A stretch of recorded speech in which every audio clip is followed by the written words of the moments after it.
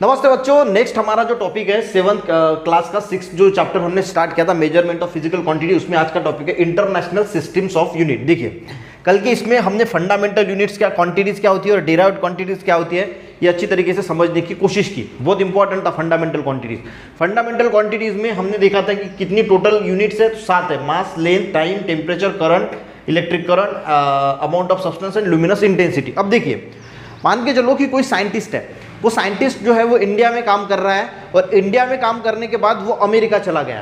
तो देखिए कहीं पे मास जो है वो मेजर करने के लिए पाउंड का यूज़ किया जाता है, कई ग्राम पे यूज़ किया जाता है, कई किलो पे यूज़ किया जाता है, ठीक है।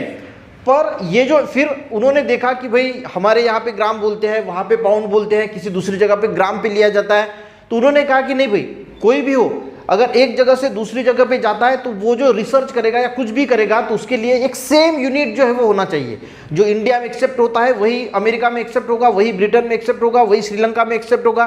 तो सभी जगह पे जो है वो एक ही यूनिट जो है वो एक्सेप्ट किया जाएगा कि इसका यूनिट ये है। उसको ही ऐसा यूनिट या मेट्रिक सिस्टम भी बोला जाता है। समझ में आ गया ना? उसके लिए कि पूरे ऑल ओवर वर्ल्ड, पूरी दुनिया में एक ही यूनिट को जो है वो एक्सेप्ट करना चाहिए, तो उसको बोला जाता है मेट्रिक सिस्टम या फिर एसआई सिस्टम, ठीक है। और ये बेस्ड होता है जो हमारी 7 फंडामेंटल क्वांटिटीज हमने कल की इसमें देखा, तो उसके ऊपर बेस्ड होता है। यानी मास, लेंथ, टाइम, टेम्परेचर। जैसे मास का यूनिट केजी में होगा, लेंथ का यूनिट मीटर में होगा, टाइम का जो है टेम्परेचर जो है वो केल्विन में होगा।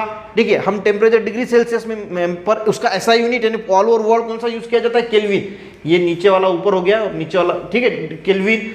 टाइम का सेकंड में होगा, करंट इलेक्ट्रिसिटी का एम्पियर में होगा, अमाउंट ऑफ सब्सटेंस का मोल में होगा, लुमिनस इंटेंसिटी का कैंडेला में होगा। ये आपको नहीं है, आपको सिर्फ 3 इसके दिए हैं, मास, लेंथ एंड टाइम।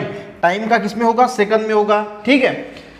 तो समझ में आ गया ना बच्चों कि एक यूनिट बनाया गया जो all over the world same रहेगा और 7 फंडामेंटल क्वांटिटीज के ऊपर बेस्ड रहेगा। यानी दूसरा कोई भी यूनिट है तो इसी क्वांटिटीज से उसको जो है वो डिराइव किया जाएगा। डिराइव्ड क्वांटिटी में जो भी आता है तो वो भी इसी क्वांटिटीज से डिराइव किया जाएगा। यानी अगर स्पीड है, स्पीड का यूनिट क्या है? मीटर पर सेकंड। यानी ये भी मीटर यहां से लिया गया, ऐसा नहीं कि यहाँ पे सेंटीमीटर लिया गया, तो मीटर लिया गया और सेकंड जो है वो भी यहां से लिया गया। तो इसी फंडामेंटल क्वांटिटी से ये जो यूनिट्स है वो डिराइव किए जाएंगे। समझ में आ गया? एक बार पढ़ लेता हूं ताकि और आपको अच्छी तरीके से समझ में आएगा। Fundamental quantities, international systems of unit, international system और unit based on 7 fundamental unit. इस 7 फंडामेंटल यूनिट से कोई भी यूनिट अगर होता है तो इसी 7 यूनिट से जो है वो निकाला जाएगा, ठीक है। निकाला जाएगा मतलब इसका यूज किया जाएगा। ये जो मास का हम केजी में यूज करते हैं, तो अगर कोई यूनिट यानी मास है वहां पे, तो वहां पे केजी का इस्तेमाल किया जाएगा, ठीक है। यानी इसका यूज किया जाएगा। Systems international is currently used all over the world, पूरे दुनिया में ये यूज किया जाता है। It is also called the metric system, इसी को ही हम मेट्रिक सिस्टम भी बोलते हैं। The name of symbols of units of fundamental quantities, length, time. आपको 7 क्लास की होने की वजह से आपको 3 ही दिया है, पर आपको 7 के 7 जो है वो याद रखना है कि कौन से फंडामेंटल यूनिट है। Mass, length, time, temperature, current, electricity, amount of substance and luminous intensity. यहाँ पे आपको 3 इसका दिया है, आपको पूरा पता होना चाहिए। मास के लिए केजी है, लेंथ के लिए मीटर है, टाइम के लिए सेकंड है, टेम्परेचर के लिए केल्विन है, करंट इलेक्ट्रिसिटी के लिए यूनिट एम्पियर है, अमाउंट ऑफ सब्सटेंस का मोल है, लुमिनस इंटेंसिटी का कैंडेला है। तो यही यूनिट जो है वो all over the world use किए जाते हैं। और इससे बाकी अगर निकालना है, समझ में आ गया क्या? अगर फोर्स निकालना है या फिर वेट निकालना है तो mass into acceleration due to gravity, तो सारा इससे ही निकाला जाएगा। स्पीड निकालना है तो मैंने जैसे बोला कि सारे के सारे इससे डिराइव किए जाएंगे, तो इसको बोला जाता है इंटरनेशनल सिस्टम्स ऑफ यूनिट। यानी ऑल ओवर द वर्ल्ड जो यूज किए जाते हैं एक ही।